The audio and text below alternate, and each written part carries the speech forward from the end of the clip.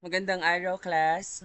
Sa ating nakaraang lesson, napag-aralan natin ang Ilaya o mga upland communities na matatagpuan sa mga kabundukan at interior na bahagi ng Pilipinas.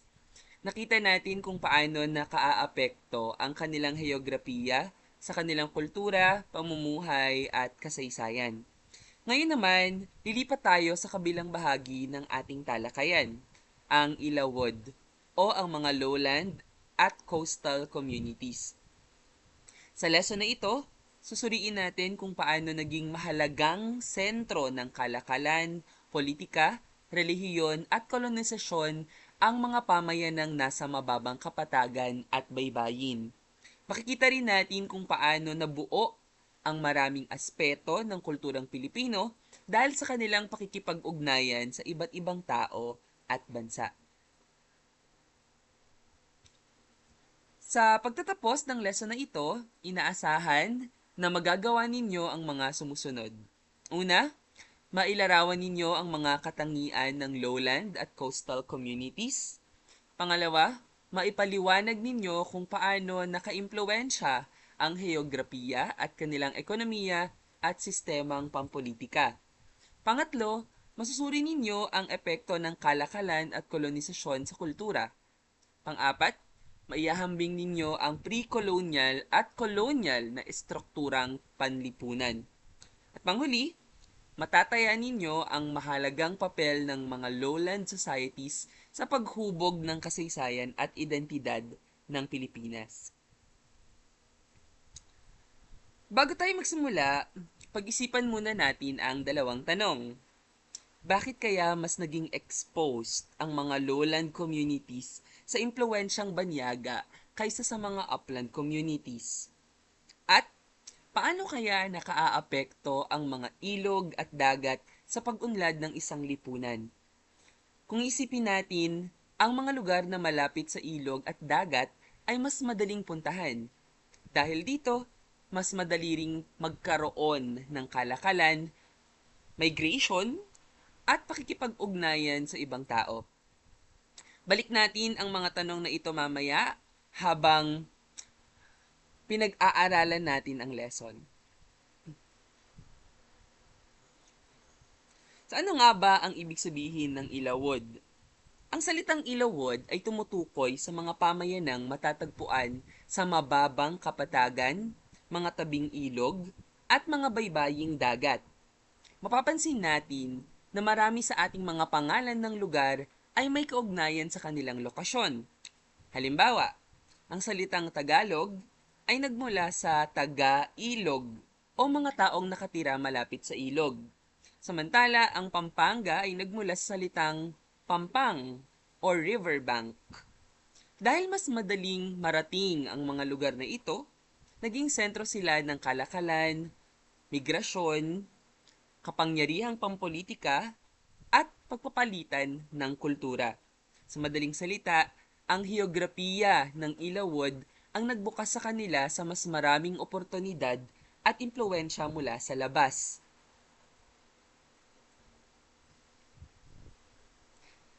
Ngayon naman, tignan natin kung bakit naging mabilis ang pag-unlad ng mga lowland communities. Mayroon silang ilang geographic advantages. Una, mayroon silang malalawak at matabang kapatagan. Pangalawa, mayroon silang mga ilog na maaaring daanan ng tao at produkto. Pangatlo, mayroon silang access sa mga rutang pandagat. At pang-apat, mas madali ang transportasyon. Dahil dito, mas maraming tao ang naninirahan sa mga lugar na ito. Kapag mas marami ang tao at mas maganda ang produksyon ng pagkain, nagkakaroon ng agricultural surplus o sobrang ani. At kapag may sobrang ani, maaari itong ipagpalit o ipagbili. Dito nagsisimulang mabuo ang kalakalan at mas komplikadong sistemang pampolitika. Isa sa pinakamahalagang kabuhayan sa lowland communities ay ang pagsasaka ng palay. Makikita ito sa mga lugar tulad ng Central Luzon, Pampanga, Bulacan at Cagayan Valley. Bakit naging matagumpay ang pagsasaka rito? Una, Tulad ng nabanggit ko kanina, mataba ang lupa. Pangalawa, may regular na pagbaha na nagdadala ng sustansya sa lupa, kaya mataba ang lupa. At pangatlo, may mga sistemang irigasyon. Dahil dito, nakakalikha sila ng mas maraming pagkain kaysa sa kanilang kinakailangan. Kaya may agricultural surplus. Ang sobrang ani ay nagiging mahalagang produkto para sa kalakalan. Sa katunayan, kaya tinawag na Rice Granary of the Philippines ang Central Luzon dahil sa napakalaking produksyon nito ng palay. Bukod sa agrikultura, napakahalaga rin ng kalakalan sa mga coastal communities. Maraming Pilipino noon ang nakikipagkalakalan sa mga mangangalakal mula sa China, India at iba pang bahagi ng Southeast Asia. Ano ang kanilang ipinagpapalit? Kasama rito ang ginto, perlas, beeswax, kagamitang gawa sa kahoy, at iba pang yamang likas. Kapalit naman nito ay mga porselana, seda, at iba pang imported na produkto. Mahalagang tandaan na bago pa man dumating ang mga Espanyol, konektado na ang Pilipinas sa pandaigdigang kalakalan. Hindi isolated ang mga sinuunang Pilipino, bahagi na sila ng mas malawak na network ng kalakalan sa Asia. Isa sa pinakamahalagang ebidensya ng ating sinaunang maritime culture ay ang balangay ng Butuan. Natuklasan ang mga sinaunang bangkang ito sa Butuan City, sa Mindanao. Ang mga balangay ay nagpapakita ng mataas na antas ng kaalaman ng mga sinaunang Pilipino sa paggawa ng sasakyang pangdagat. Ipinapakita rin nito na kaya nilang maglakbay ng malalayong distansya at makipagkalakalan sa ibang lugar. Sa madaling salita, ang mga sinaunang Pilipino ay mahusay na navigator, engineer, at marino. Ito ay nagpapatunay na may maunlad ng teknolohiya at organisasyon ang ating mga ninuno bago pa dumating ang mga mananakop. May interesting connection ang salitang balangay at barangay. Ang balangay ay bangka, ang barangay naman ay pamayanan. Ayon sa mga historiador, ang mga grupong magkasamang naglalakbay sa isang balangay ay bumubuo ng isang komunidad kapag sila ay naninirahan sa isang lugar. Kaya mula sa balangay, nabuo ang konsepto ng barangay. Ipinapakita nito na ang sinaunang organisasyong pangpolitika ng mga Pilipino ay may malalim na kaugnayan sa paglalayag, migrasyon, at ugnayang pangkamag-anak. Kung matatandaan natin sa pinakauna nating lesson, yung change and continuity sa historical consciousness, makikita natin na yung konsepto ng barangay, even though ito ay pre-colonial pa, ay patuloy, o isa sa mga nagpatuloy na konsepto. Hanggang sa kasalukuyan, meron pa rin tayong mga barangay. Sa pre-colonial na panahon, ang pangunahing unit ng lipunan ay ang barangay. Pinamumunuan ito ng isang datu. Ang datu ay hindi lamang pinuno, siya rin ay ang hukom, tagapagtanggol, at kinatawan ng barangay sa kalakalan at diplomasya. Mahalagang tandaan na ang mga barangay noon ay hindi bahagi ng isang malaking bansa. Karamihan ay nagsasariling pamayanan na may sariling batas, pinuno, at kultura. So, para mas maintindihan natin ito, yung barangay ng pre-colonial times ay hindi katulad ng barangay na meron tayo sa kasalukuyan. Kung saan yung barangay captain, ine-elect natin, before yung mga datu na leader ng isang barangay ng pre-colonial times, namamana yung kanilang pagiging datu sa pamamagitan ng hereditary or inherited yung pagiging datu, hindi sila ine-elect. Hindi katulad ng kontemporaryong konsepto at political organization na barangay na meron tayo sa kasalukuyan. Okay? At yung mga barangay noon, hindi sila bumubuo ng isang bansa na Pilipinas kasi nga wala pang konsepto ng bansa na Pilipinas na bago dumating yung mga Espanyol. So, independent ito. At yung datu, siya yung may hawak lahat ng kapangyarihan. No? Centralized sa kanya yung power, legislative, executive, and judicial power. Siya lahat may hawak nun. Na bakit kaya mas pinuntirya ng mga Espanyol ang lowland communities? Simple lang ang sagot, accessibility. Sa mas madaling marating ang mga lugar na nasa tabing ilog at baybayin, mas madaling magpadala ng sundalo, mas madaling mangolekta ng buwis, mas madaling magtayo ng simbahan, at mas madaling ipalaganap ang Kristyanismo. Dahil dito, naging sentro ng kapangyarihang kolonyal ang maraming lowland communities. Mas naintindihan ko itong konsepto na ito nung ako ay nagbakasyon sa Batanes. Nung nakasakay ako sa eroplano, nakatingin ako sa isla ng Batanes at nakita ko na congested, no? Malapit sa coastal areas yung mga lugar. Ngunit nabanggit ng tour guide namin at nabasa ko rin doon sa mga aklat na nabasa ko sa isang cafe, no, sa Batanes, na yung mga sinuunang tao talaga sa kanila ay nasa highlands, no? Sa mga nasa tuktok ng mga bundok. Kaya lang nung napasok ng Espanyol yung Batanes, ayun, pinababa sila, tapos doon sila inilagay, nirelocate sila doon sa malapit sa coastal areas. Okay. At yung mga nabanggit ko, yung dahilan, mas madali yung pagkolekta ng buwis, madali yung pagtayo ng simbahan, etc. Isa sa pinakamahalagang simbolo ng kolonyal na kapangyarihan ay ang Intramuros. Ito ang naging sentro ng pamahalaan, militar, at relihiyon noong panahon ng Espanyol. Sa loob ng pader ng Intramuros, matatagpuan ang mga opisina ng pamahalaan, simbahan, kumbento, at mga tahanan ng mga mayayamang Espanyol.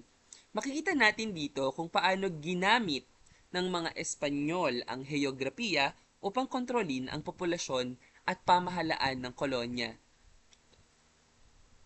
Kasi malapit din sa dagat.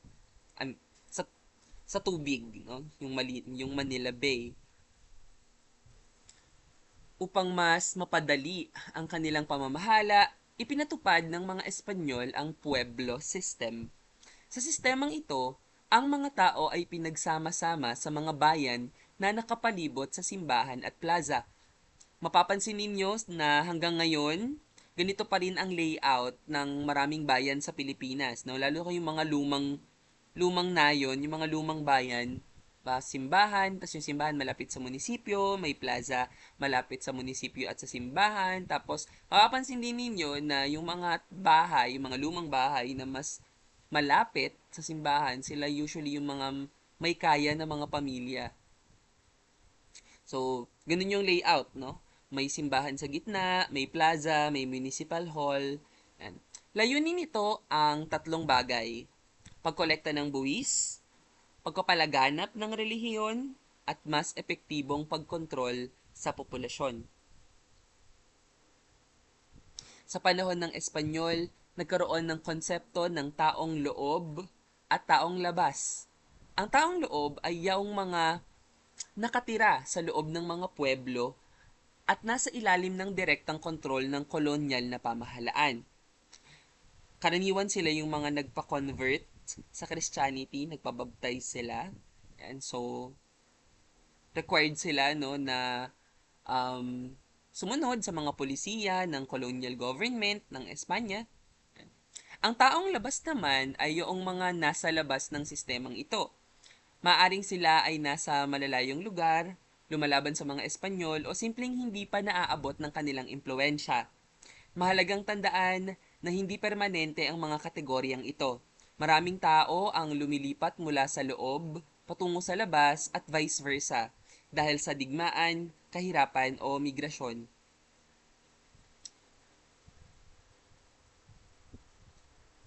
Isa sa pinakamahalagang bunga ng pakikipag-ugnayan ng mga lowland communities sa iba't ibang kultura ay ang cultural hybridity. Ang ibig sabihin nito ay paghahalo-halo ng iba't ibang impluensya upang makabuo ng bagong kultura. Sa Pilipinas, nagsama-sama ang katutubong tradisyon, impluensyang Asyano at impluensyang Espanyol. Ang resulta ay isang natatanging kulturang Pilipino. Makikita ang cultural hybridity sa mga pista tulad ng sinulog at ati-atihan. Ang sinulog ay nakatuon sa debosyon sa Santo Niño, ngunit gumagamit ng sayaw na may ugat sa katutubong tradisyon. Ganito rin ang ati-atihan sa Aklan. Ipinapakita ng mga festival na ito na hindi basta nawala ang sinaunang kultura ng mga Pilipino.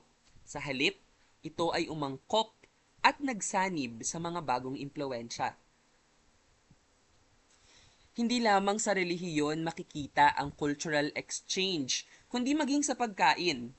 Isang magandang halimbawa nito ang adobo. Ang paraan ng pagpreserba ng karne gamit ang suka ay katutubong pamamaraan. Suka o yung mga maasim na fruits. Ang paraan ng food preservation, no? Yung kilawin, for example. Yan. Indigenous yan na pamamaraan. Ang paggamit naman ng toyo ay impluensyang Chino. At ang salitang adobo ay galing sa Espanyol na adobar.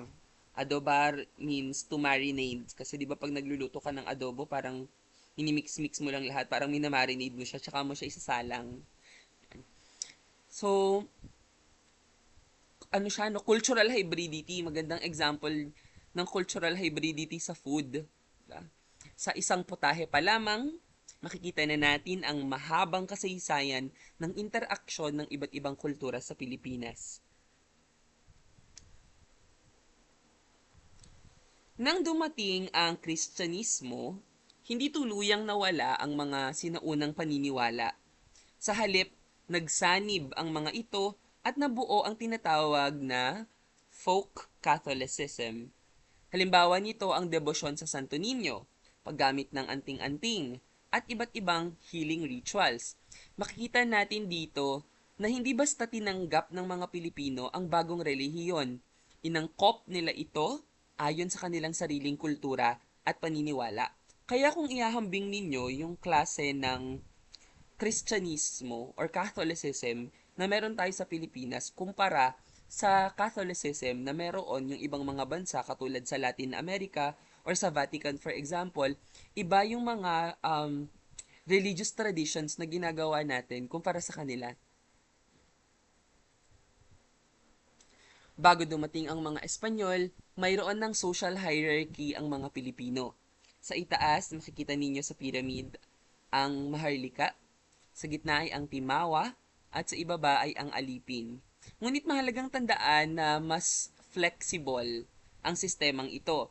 May posibilidad na umangat o bumaba ang katayuan ng isang tao depende sa kanyang kakayahan, tagumpay, o relasyon sa komunidad.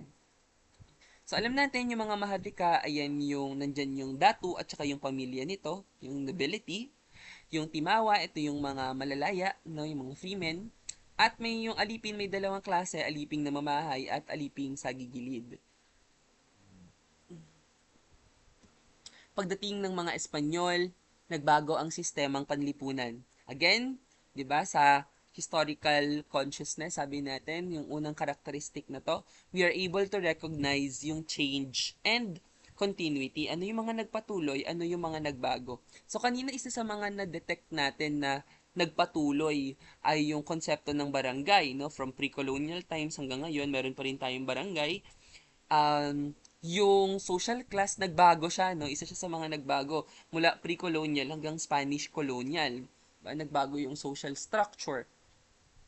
Naging mas mahigpit at mas nakabatay sa lahi at kapanganakan ang hierarchy. Nasa itaas ang Peninsulares at Insulares. Peninsulares yung mga Espanyol na ipinanganak sa Espanya. Insulares yung mga full-blooded na mga Espanyol na ipinanganak sa labas ng Espanya. So, nagmamatter din, no? Hindi lang porke full-blooded kang Spanish, ay nasa pinakatuktok ka na, no? Kung saan ka pinanganak, kung sa loob o labas ng Espanya, nagmamatter pa din yun sa hierarchy. Kasunod ang mga mestizo at prinsipalya. Yung mga mestizo, sila yung mga half-blood. Half-blood. Yan. Half Spanish and half kung anumang lahi. And yung mga prinsipalya, sila yung mga dating mga datu. Yan. And then, sumunod yung mga Chinese mestizo, sa baba yung mga Chinese, at yung mga Indios. Tayo yan, no? Yung mga Pilipino. Dito natin makikita kung paano naging instrumento ng kapangyarihan at control ang social classification noong panahon ng kolonyalismo. Ngayon, pag-isipan natin ito, pwede nyo ito isulat sa inyong notebook. Paano binago ng kolonisasyon ang social inequality sa Pilipinas? Kung dati ay may posibilidad na umangat ang katayuan ng isang tao, sa panahon ng Espanyol ay naging mas limitado ito dahil sa sistemang nakabatay sa lahi at kolonyal na kapangyarihan. Sa tingin ninyo, may epekto pa kaya ang sistemang ito sa kasalukuyang lipunang Pilipino? Now, bakit mahalaga ang pag-aaral ng lowland communities or societies? Dahil sila ang naging sentro ng kalakalan, politika, relihiyon, at cultural exchange. Sila rin ang naging pangunahing lugar kung saan nagtagpo ang katutubong kultura at mga banyagang impluensya. Ngunit mahalagang tandaan na hindi sila passive recipients lamang. Hindi nila basta tinanggap ang mga impluensya. Aktibo nilang binago ito, inangkop at isinama ang mga ito sa kanilang sariling kultura. Tulad na nabanggit kanina, diba? Yung Catholicism for example, hindi natin totally yun in-embrace, no? May mga pagbabago or may mga in-include tayo na mga indigenous traditions and beliefs doon. Sa food, ganun din, no? Yung konsepto ng cultural hybridity. Bilang pagtatapos, balikan natin ang pangunahing ideya ng lesson. Nagsimula ang lahat sa heograpiya or geography. Dahil sa kanilang lokasyon, nagkaroon ng kalakalan at masaganang agrikultura. Mula rito ay umusbong ang mas komplikadong sistemang pampolitika. Nagkaroon ng cultural exchange. Dumating ang kolonisasyon. At sa pagdaan ng panahon, nabuo ang ating kasalukuyang identidad bilang mga Pilipino. Ipinapakita nito na ang kasaysayan ay hindi lamang tungkol sa mga tao. Ito rin ay tungkol sa ugnayan ng tao at ng kanyang kapaligiran. Para sa inyong assignment, pumili ng isa sa dalawang reflection questions. Maaring sagutin kung paano hinubog ng heograpiya ang ekonomiya, politika at kultura ng mga lowland communities o kaya naman ay ihambing ang karanasan ng mga komunidad ng Ilaya at Ilawod. Siguraduhin gumamit ng mga konseptong natutunan sa lesson. Maraming salamat sa inyong pakikinig.